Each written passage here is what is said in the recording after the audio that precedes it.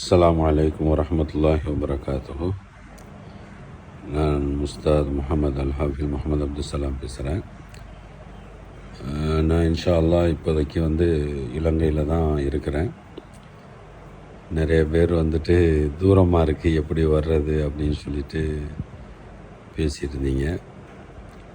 இன்ஷா அல்லாஹ் தூரத்தை பார்க்காதீங்க. ஏன்னா அதனுடைய வேதனை, சிஹருடைய வேதனைங்கிறது காலம் போக போக எப்படி இருக்கும் அப்படிங்கிறத நம்ம பல பேர்களுடைய வாழ்க்கையில் பார்த்துருக்கோம்.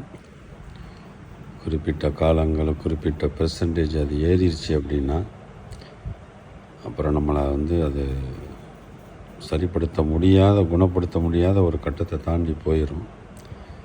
அது ரொம்ப கொடுமையானது இன்ஷா அல்லாஹ்.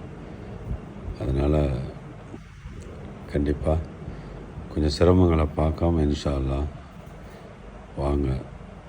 அதுக்குள்ள ஏற்பாடுகளை, அதுக்குள்ள செய்முறைகளை, எப்படி அதிலேருந்து விலகிறது, விலகிக் கொள்வது அப்படிங்கிறத இன்ஷா அல்லாஹ் நம்ம அதை சொல்லித்தரோம், செஞ்சு தரோம் இன்ஷா அல்லாஹ்.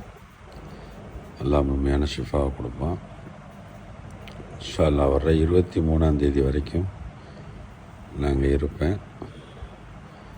மீண்டும் சொல்கிறேன், அந்த ஷைத்தானுடைய ஏவல் இருந்துச்சுன்னா வரக்கூடாது. மனநிலையை நாம் அது சம்பந்தப்பட்ட விஷயங்களை நாம் அதை சுத்தப்படுத்துறதுக்கு செய்யக்கூடிய முயற்சிகளை அதை செய்ய விடாமல் தடுக்கும்.